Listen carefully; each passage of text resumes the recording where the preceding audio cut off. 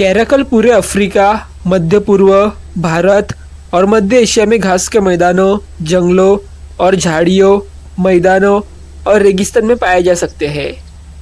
Caracal लंबे समय तक बिना पानी के रह सकते हैं और जो कुछ भी उनके हाथ में आता है उसे खा सकते हैं।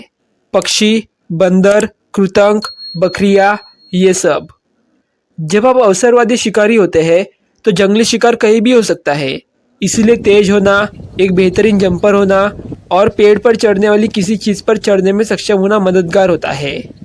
अफ्रीकी छोटी जंगली बिल्लियों में सबसे तेज और सबसे बड़ा कैराकल ऊंची कूद में माहिर है, जो अपने तीखे पंजे से हवा में पक्षियों को पकड़ लेता है। कैराकल ऊंची घास में छिपे हुए रहते हैं और पास की झाड़ी पर बैठे पक्षियों को देख रहे होते हैं। अचानक जंगली बिल्ली अपने छिपने की जगह से निकलकर पक्षी की ओर भागती है।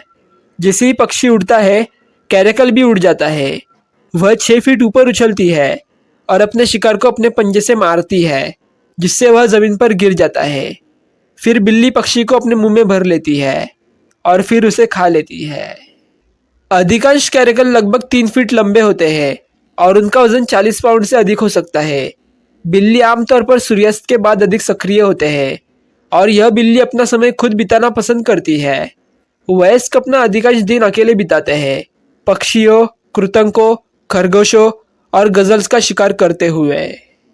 कैराकल का शरीर छिपकर हमला करने के लिए बना है।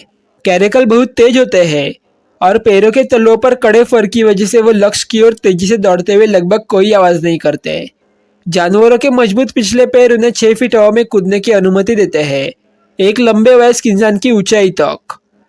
कैराकल के कानों के सिरों पर बालों के गुच्छे उनकी सुनने की क्षमता को बढ़ा सकते हैं, जिससे बिल्ली के लिए शिकार को सुनना आसान हो जाता है।